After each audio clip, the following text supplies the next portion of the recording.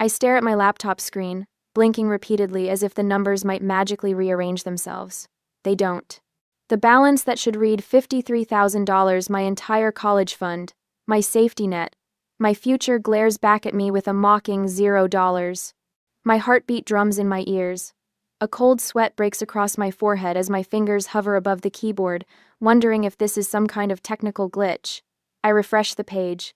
The 0 remains. No, I whisper to my empty Boston apartment. No, no, no. The UTMA account my grandparents established when I was born, the one my father Gregory has managed since I was a child, the one that was supposed to carry me through my final year of architecture school at Boston University, it's empty. My hands tremble as I grab my phone from the coffee table. Outside my window, spring sunshine bathes the city in golden light that suddenly feels like a cruel joke. I punch in the familiar Columbus area code, my father's number memorized since childhood. 1 ring. 2 rings. Malani! His voice booms through the speaker with its usual confidence. How's my college girl? I swallow hard, struggling to push words past the knot in my throat. Dad, I'm looking at my UTMA account. It's empty. A pause. Just long enough to confirm this isn't news to him. Oh, that. His tone shifts, not to guilt or remorse, but to something casual, dismissive. Yeah, I had to move some things around. Just borrowed it for a stock opportunity. Great timing, actually market's prime for investment. The room tilts slightly. I grip the edge of my desk to steady myself. You borrowed $53,000 without telling me? Listen, honey, it's not a big deal. You're smart, you'll figure it out. Take a semester off, get one of those modeling jobs they're always offering you. You don't need to worry about this. The dismissal in his voice ignites something inside me, burning through the shock. That money was for my education, I say, my voice unrecognizable even to myself. Grandma and Grandpa set it up specifically for college. You can't just take it. Malani, he sighs, as if I'm a child who doesn't understand basic arithmetic. Family helps family. This is a fantastic opportunity that will benefit all of us. I close my eyes, suddenly seeing with perfect clarity the neighborhood barbecues, where my father held court, our modest colonial home in Columbus, that he took credit for maintaining. In reality, it was my mother Helen who preserved our respectable facade, working herself to exhaustion with double shifts days as a cashier at Robertson's Grocery, nights waiting tables at Finley's Diner. All while Gregory Wilson played the role of devoted family man, community leader, PTA treasurer. The role. It was always just a role. Dad, I need that money back. Now. I have tuition due in 3 weeks. Don't be so dramatic, he snaps, his patience clearly wearing thin. You're 24 years old. Time to stand on your own 2 feet instead of expecting handouts. My laugh sounds hollow. Handouts? That was my money. Legally, my money. Look, I've got a meeting. We'll talk later. The line goes dead. I stare at my phone in disbelief, my hand trembling so violently now that I nearly drop it. I take 3 deep breaths before calling him back. He answers on the 4th ring, annoyance evident. What, Malani? You need to put that money back. Today. My voice sounds stronger now, fueled by rising anger. Family matters more than money, he replies, his tone hardening. Maybe it's time you quit wasting your time with school anyway. With your looks, you could be making real money modeling. Use what God gave you instead of racking up more student debt. The suggestion lands like a slap. 4 years of architectural studies, Dean's List achievements, a portfolio that already impressed 2 firms reduced to how I might look in front of a camera. I'm not quitting school, I tell him, tears threatening but held firmly in check. And I'm not using my looks instead of my brain. I need my money back. I'm hanging up now, he says coldly. Call me when you're thinking more clearly about what's important. The line goes silent again. This time, I don't call back. Instead, I open my banking app and request all statements from the past year. Within minutes, they load on my screen, and the systematic betrayal reveals itself in black and white. January 3. Withdrawal. $2,500. January 17. Withdrawal. $3,000. February 2. Withdrawal. $2,500. The pattern continues small enough withdrawals to avoid triggering alerts, spaced carefully over 8 weeks. Calculated, deliberate. The final withdrawal, $3,000 on March 28, emptied the account completely. My research takes me deeper, to financial websites explaining UTMA accounts. The uniform transfers to Minors Act funds should have transferred completely to my control at age 21. For 3 years, he's maintained illegal access, feeding me the story that his name needed to remain on the account for tax purposes. The room feels suddenly smaller, the walls closing in as I recognize the magnitude of his deception. The man who lectured me about responsibility and integrity since childhood had been systematically stealing from me, his own daughter. The trust between us, already fragile from years of broken promises, doesn't just crack, it shatters completely. I wipe a single tear from my cheek and open my laptop again. This betrayal cannot stand. Not anymore. I have final exams in 2 weeks, an internship interview the week after, and absolutely no safety net. But I have something my father clearly doesn't count on: the truth, documented in black and white, and a determination that suddenly burns hotter than any fear. Have you ever discovered someone you trusted completely was deceiving you? How did your body react in that moment? The next day, the bus from Boston to Columbus takes nearly 15 hours. I spend most of it staring at farmland in small towns through a smudged window, rehearsing conversations in my head that I doubt will ever happen. What do you say to a father who stole your future? I arrive at the Greyhound station just after 6 in the evening. No one's waiting for me. I didn't tell them exactly when I'd arrive, partly because bus schedules are unreliable, but mostly because I wanted these first hours back in Columbus to be mine alone. The familiar weight of Ohio summer humidity wraps around me as I walk the 12 blocks to our modest colonial in Bexley. Each step feels heavier than the last. My phone buzzes with a text from Mom. Dinner at 7. Your favorite lasagna. The house looks smaller somehow. The blue shutters faded from years of harsh Midwestern weather. I pause at the end of our concrete walkway, studying the trimmed hedges and the ceramic birdbath Mom bought at a garage sale 10 years ago. The perfect picture of middle-class respectability. What a lie. Dad's silver Buick sits in the driveway, gleaming under the early evening Sunday. He must have washed it this weekend, always keeping up appearances. Mom answers the door before I can use my key, pulling me into a hug that smells like tomato sauce and the lavender lotion she's used since I was little. There's my college girl, she says, her smile genuine but her eyes tired. So tired. She's coming off a morning shift at Robertson's, and I know she'll be heading to Finley's diner by 9 tonight. Your father's in the dining room setting the table. I force a smile. Great. Dad stands taller when I enter, his arms outstretched for a hug I reluctantly step into. Malani, look at you, Boston's turned you into a real sophisticated lady. I pull away quickly. It's only been a semester since Christmas, Dad. Well, you look different. He gestures to the table where 3 plates await. Your mother's outdone herself with dinner. 1. I watch him carefully, searching for signs of guilt or shame. There aren't any. Instead, he pulls out my chair with a flourish, just like he's done since I was old enough to sit at the adult table. The perfect father act. During dinner, Mom asks about finals and my internship interview. I answer mechanically while studying Dad as he cuts his lasagna into precise squares, occasionally dabbing his mouth with a napkin. He looks exactly the same, confident, collected. The respected office administrator, PTA treasurer, neighborhood barbecue host. Financial responsibility is what separates successful people from failures, he announces halfway through dinner, unprompted.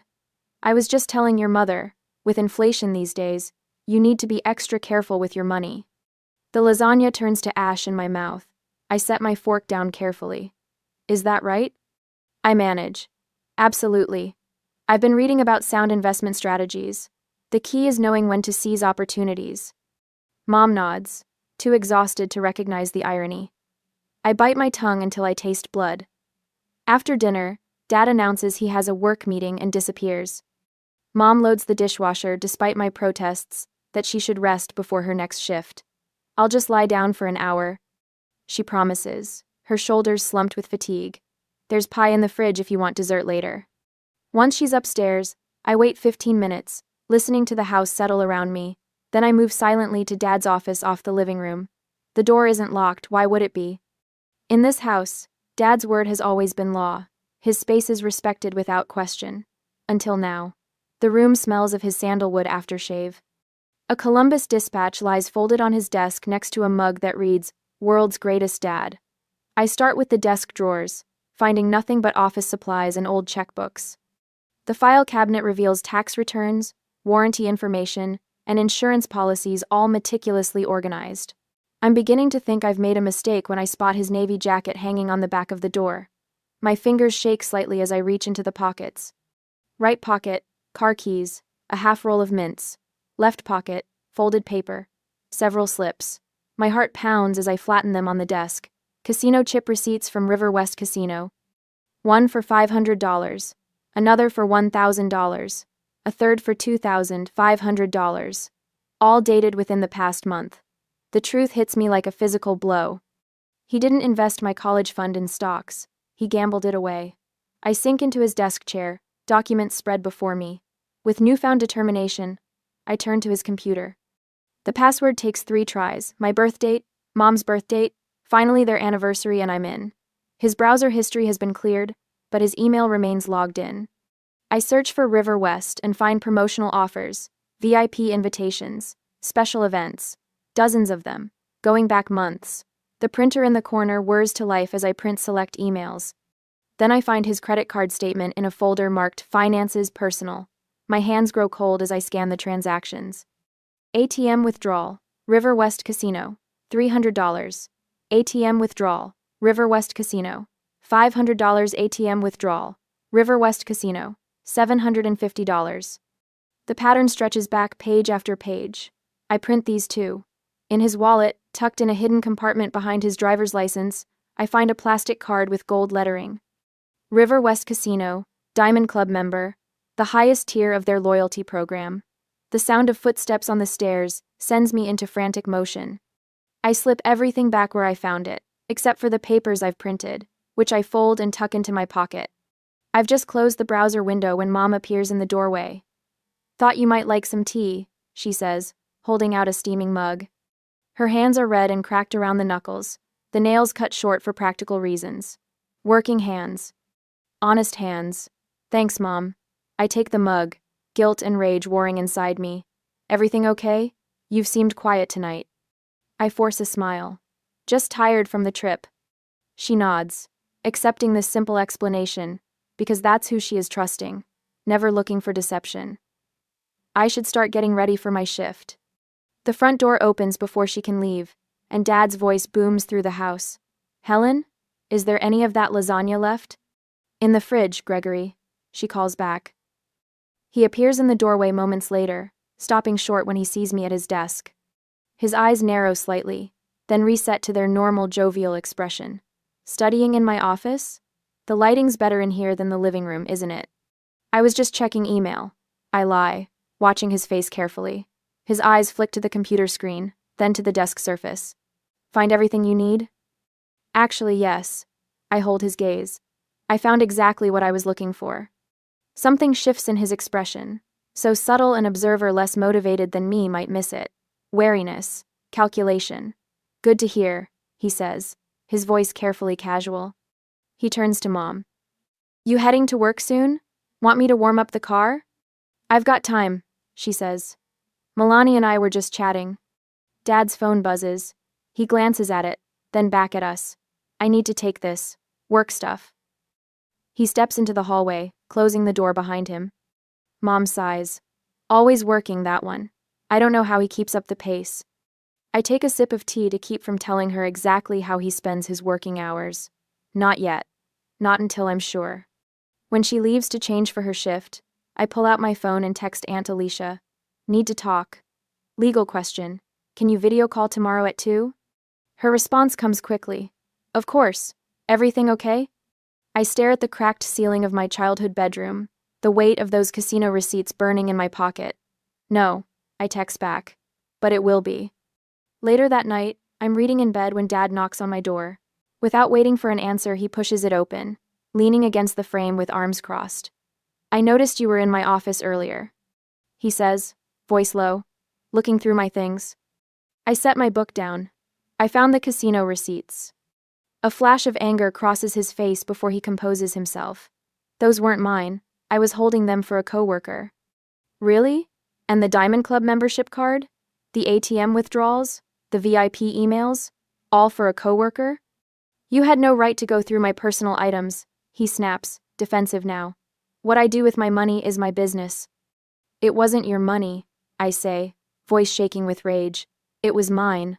My college fund that Grandma and Grandpa set up. The one you emptied for your gambling addiction. Keep your voice down, he hisses, glancing toward the hallway. Your mother doesn't need to hear your wild accusations. Wild accusations? I have proof, Dad. Printed copies of everything. Something dangerous flickers in his eyes. You're making a mistake, Malani. No, I reply, my voice steady now. The mistake was trusting you with my future. He stares at me for a long moment, then leaves without another word, closing the door firmly behind him. I wait until his footsteps fade before pulling out my phone again. I text Aunt Alicia. Change of plans. Need to make it a 3-way call with Mom, and I need you to bring everything you know about UTMA laws. I spend the night organizing the evidence into a clear timeline. The betrayal, the systematic theft, the deliberate deception. Tomorrow, the 3 of us will talk, and my father's years of lies will finally come to light. Would you confront a family member who stole from you? Or try to preserve family peace? What would be at stake for you? 2 days later, the fluorescent lights of Aunt Alicia's law office cast harsh shadows across stacks of documents. Her normally tidy desk had transformed into command central, legal pads covered with notes, tabs marking critical pages in financial records. Her fingers flew over the keyboard, punctuating each sentence with a forceful tap. The custodial breach is clear-cut, she muttered, not looking up as I entered with 2 coffee cups. What Gregory did wasn't just morally wrong, it was illegal. I set her coffee beside her keyboard, black with 1 sugar, just as she'd taken it since law school. The scent of fresh coffee mingled with the sterile office air. Through the window behind her, Columbus stretched gray and overcast, matching my mood. Will it hold up?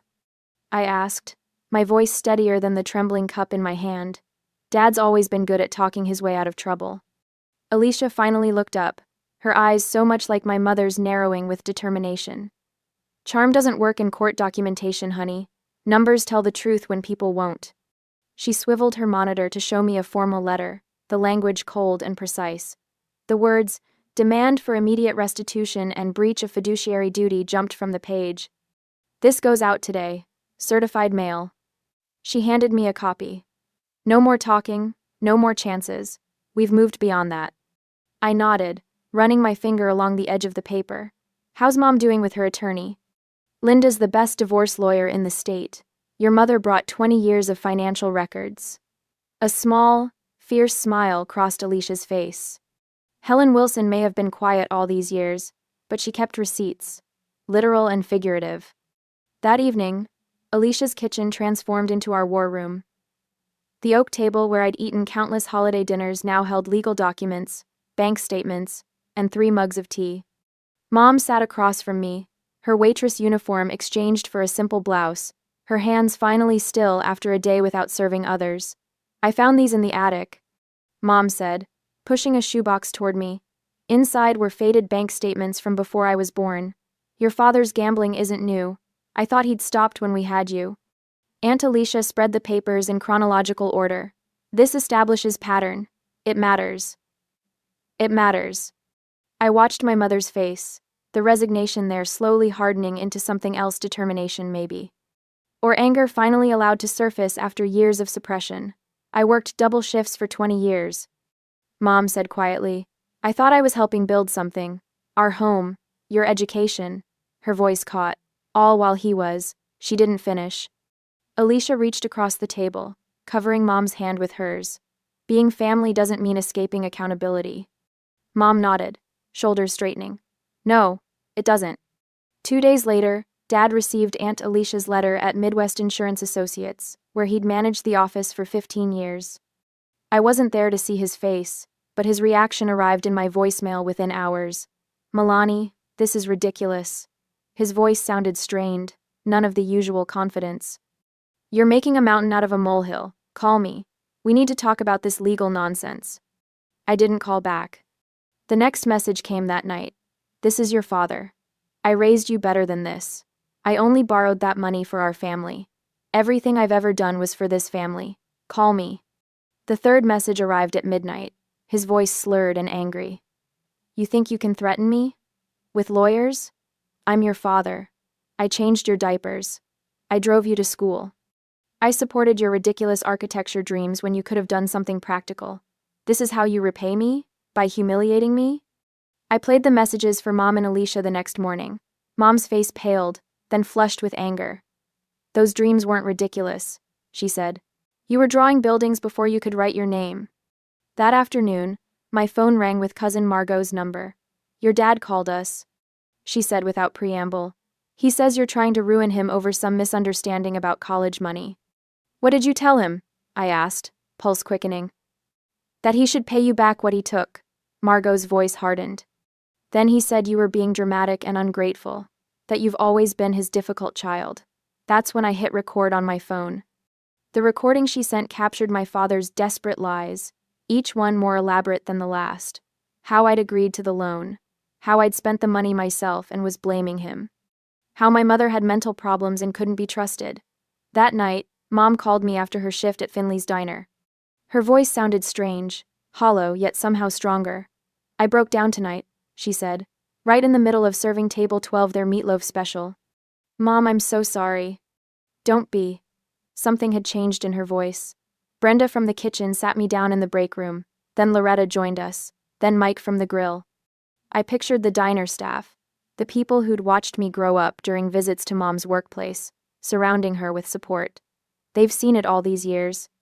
Mom continued. How tired I was. How your father never came to my workplace events, but expected me at all of his. How he'd drop by to borrow cash from my tips. I heard a soft tinkling sound through the phone. What was that? I asked. My wedding ring. I just took it off. The barest hint of wonder colored her voice. 26 years, and it slides right off like it was never meant to stay. I pressed my hand against my mouth, tears threatening. I'm wiping tables right now. She continued matter-of-factly, with bare hands. Do you know how strange that feels? Like I've been wearing invisible gloves all these years. The next morning, Dad found himself locked out of the family home. Mom had changed the locks overnight with help from Mike from the diner. His key cards to their joint accounts no longer worked. Alicia had made sure of that as soon as the demand letter went out. He's been calling neighbors. Mom told me during our morning check-in, telling them I'm having a breakdown, that you've turned against him. Does anyone believe him?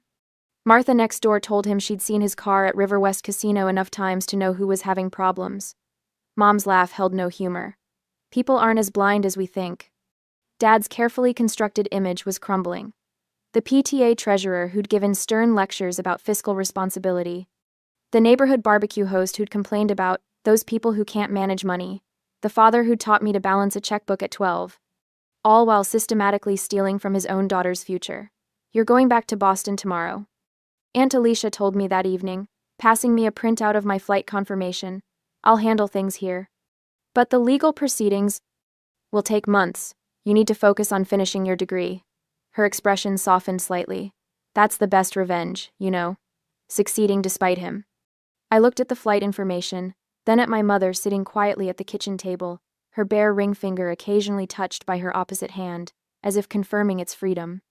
I can't afford to finish without that money, I said. You'll get it back, Alicia said, the same iron certainty in her voice that had won her countless cases. Every penny, plus interest. I've already filed the emergency injunction. Mom looked up. And I'm selling the dining room set. Your father insisted we couldn't live without. It should cover your books for next semester. Mom looked up the dining room. I stared at these two women, their faces so similar yet marked by different lives, one who'd fought openly, one who'd endured quietly, both now refusing to bend. Something unfamiliar unfurled in my chest. Not just determination, I'd always had that. This was bigger. The certainty that came from knowing I wasn't fighting alone. Okay, I said, straightening my shoulders. I'll finish my degree, and Dad will face consequences for once in his life. Mom nodded, a single tear tracking down her cheek. Some things matter more than peace, honey. Some fights are worth having. Outside, Columbus prepared for evening, streetlights flickering to life one by one. Tomorrow I'd be back in Boston, back to models and blueprints and the future I refused to surrender. Behind me would be these women, my real foundation, stronger than any architecture I'd ever design. A month later, the Ohio courthouse looms before me, all sandstone and solemnity. My fingers tremble slightly as I smooth my charcoal pencil skirt, professional armor against the betrayal awaiting inside. Aunt Alicia walks beside me, briefcase swinging with purposeful rhythm, her heels clicking a confident beat against the marble steps. "Ready?" she asks, her hand warm on my shoulder. I nod, not trusting my voice. Through the heavy wooden doors, past security, down a corridor that smells of furniture, polish, and faded dreams, I spot him immediately. Dad sits with his attorney, head bent in conversation. He wears his Sunday suit, the one reserved for impressing people, and his practiced expression of concerned fatherhood. The mask I once believed without question. Our eyes lock across the room, his flash with momentary panic before settling into righteous indignation. All rise. The bailiff calls, and we stand as Judge Harriman enters, her silver hair cut in a practical bob, reading glasses perched on her nose. "Wilson versus Wilson," she announces, scanning the documents before her. "Custodial account dispute." Dad's attorney speaks first. Mr. Bentley, silver-haired and silver-tongued, rises with theatrical gravity. "Your Honor, this is merely a family misunderstanding," he begins, voice dripping with reasonableness. "My client was acting in what he believed to be the family's best interest during a temporary financial challenge." I swallow hard, tasting bitterness. The word temporary hangs in the air like poison. Aunt Alicia stands, her voice cool and precise. "Your Honor, this was no misunderstanding. We have evidence of systematic withdrawal over an 8-week period, totaling exactly $53,000. This represents clear breach of fiduciary duty under the Uniform Transfers to Minors Act." She methodically presents our documentation: bank statements, text messages, recorded phone conversations where Dad admits taking the money. With each piece of evidence, Judge Harriman's expression hardens. "Mr. Wilson," she finally says, peering over her glasses at my father, "these withdrawals appear deliberate and calculated. What explanation do you offer the court?" Dad rises, straightening his tie. The gesture so familiar it makes my chest ache despite everything. "Your Honor, I've always put family first," he begins, voice steady with practiced sincerity. "This money was going to be invested for Malani's future, a better return than just sitting in an account." "And where are these investments now, Mr. Wilson?" Judge Harriman asks. Dad shifts his weight. "There were some unexpected market fluctuations." The judge's eyebrow arches. "I see." An hour later, we sit in the settlement conference room. A court mediator presides over our small group, Dad and his attorney on one side, Aunt Alicia and me on the other. "No friendly family dinner this. I can offer $15,000 now," Dad says, leaning forward. "The rest in installments over 5 years. Aunt Alicia doesn't even glance at me before responding. "Full repayment plus 5% interest. Non-negotiable." Dad's face flushes. "That's unreasonable. I don't have that kind of money." "Then, wage garnishment is the alternative," the mediator explains, her tone neutral but firm. "Federal law permits garnishment of up to 25% of disposable earnings until the debt is satisfied." "You'll ruin me financially," Dad says, looking directly at me for the first time. His eyes hold genuine fear. The words rise from somewhere deep inside me, quiet but unwavering. "Like you tried to ruin my future?" He flinches as if I'd slapped him. Later that afternoon, we attend the preliminary hearing for Mom's divorce case, held in the same courthouse but a different courtroom. Dad's face has lost its confident glow, replaced by a grayish pallor as Mom's attorney presents evidence of mortgage fraud and credit cards opened in her name without consent. Mrs. Wilson worked 2 jobs believing her income was supporting her daughter's education, the attorney states. Instead, Mr. Wilson was systematically diverting funds to gambling activities while creating unauthorized debt in his wife's name. Dad's desperate response, "Helen knew everything," falls flat, as Mom's attorney presents years of falsified financial statements. The judge doesn't bother hiding his disgust. This court finds clear evidence of financial misconduct. Mom sits 3 seats away from me, her hands folded neatly in her lap. When the judge announces his finding, her shoulders drop slightly, as if releasing a burden carried too long. Back in the first courtroom, Judge Harriman approves our settlement terms with brisk efficiency. Full repayment of $53,000 plus 5% interest. Direct wage assignment from Dad's paycheck. Federal garnishment of 25% of his disposable income until the debt is paid. The court finds the defendant in clear breach of fiduciary duty. She states, "This settlement represents the minimum consequence for such violation of trust."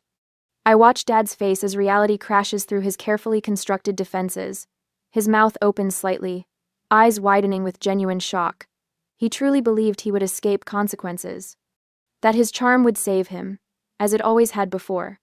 Outside on the courthouse steps, spring sunshine warms my face, but brings no joy. I've won, but victory tastes hollow. Aunt Alicia squeezes my hand. You did the right thing, she says quietly. I nod, watching Dad emerge from the building, shoulders hunched, attorney whispering urgently beside him. He looks older suddenly, diminished. I know, I reply, turning away. But doing the right thing still hurts. What price would you put on trust and honesty in your family? Is there a dollar amount that's too small to fight for when principles are at stake? 4 crimson tickets lie flat on my kitchen table, each representing a seat at tomorrow's Boston University architecture school graduation. I run my finger along the embossed university seal, feeling the weight of my decision with each pass. 4 tickets, I whisper to my empty apartment. The late afternoon sun filters through my blinds, casting stripes across the neatly arranged rectangles. I've already decided who deserves to witness this moment. I fought so hard to reach. Mom, Aunt Alicia, and my 2 closest friends, Sophia and Trevor. Not Gregory Wilson. Not the man who almost destroyed this future. My phone buzzes with an incoming text. Dad's name appears on the screen. His 5th message today. When should I book my flight? Need to request time off work. The casual presumption in his words ignites a familiar heat in my chest. I take a deep breath and type my response. I only have 4 tickets. I've allocated them to Mom, Aunt Alicia, Sophia, and Trevor. I won't be able to accommodate you at the ceremony. His response comes almost instantly. This is ridiculous. I'm your father. Of course I'll be there. I place my phone screen down on the table, my hand trembling slightly. 6 months since the court order. 6 months of wage garnishment payments trickling into my account. 6 months of his alternating guilt trips and demands for gratitude because he's making things right. My phone lights up again with multiple messages. You wouldn't even have a graduation without me. I worked for years to support your education. What will people think when your father isn't there? The last one almost makes me laugh. What would people think if they knew the truth? That he gambled away my college fund? That a court had to force him to repay what he stole?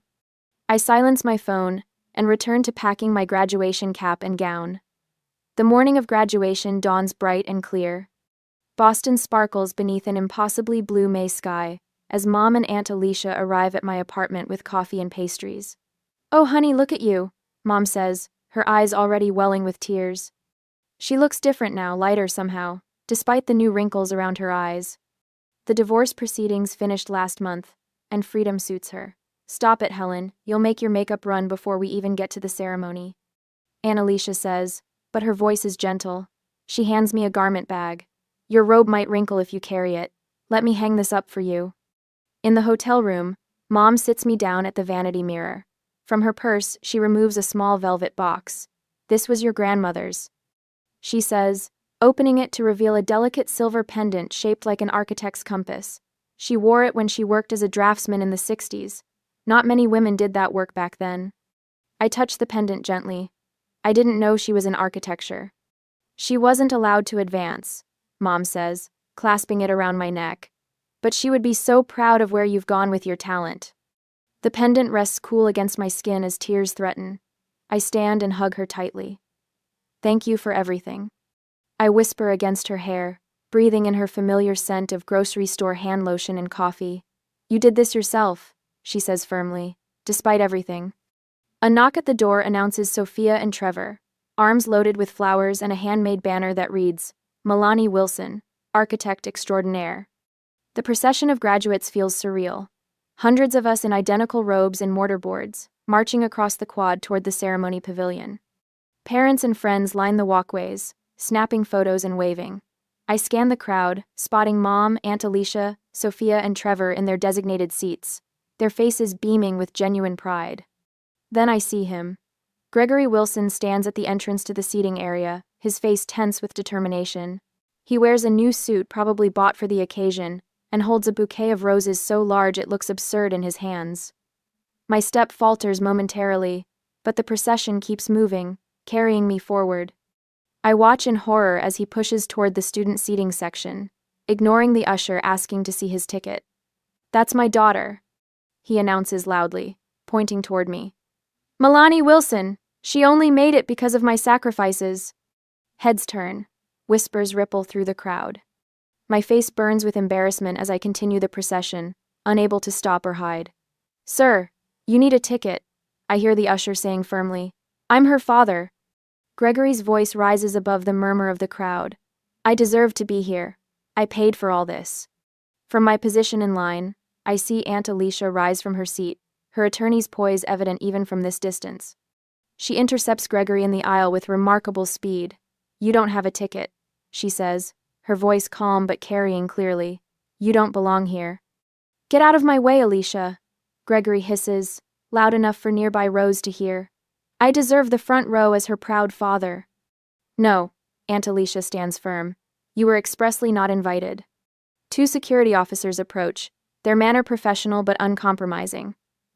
"Sir," the taller one says, "we need to see your ticket, or we'll have to ask you to leave." "This is ridiculous." Gregory's voice rises further, drawing more attention. "That's my daughter. I'm entitled to see her graduate." "Sir," the officer repeats, "leave now or we'll escort you out." "Do you know who I am?" Gregory demands, his face reddening.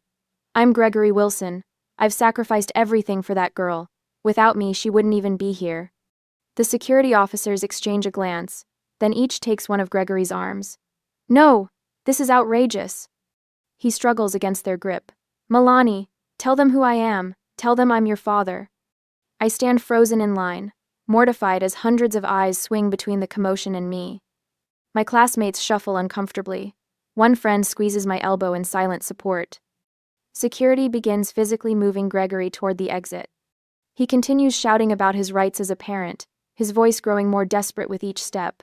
"You can't do this to me. I'm her father. I've done everything for her." As they finally remove him from the pavilion, an unexpected sensation washes over me. Not the crushing embarrassment I anticipated, but something lighter. Relief. The truth of our relationship laid bare for all to witness. No more pretense, no more masks. I catch my mother's eye across the crowd. Her face shows concern, but when I give her a small nod, she visibly relaxes. Aunt Alicia returns to her seat, smoothing her skirt with steady hands that betray no tremor of distress. The ceremony continues. When they call my name, I walk across the stage with my head high, accepting my diploma as cheers erupt from my 4 true supporters. For the first time, I realize that family isn't defined by obligation or blood. It's built through honesty, respect, and showing up when it matters.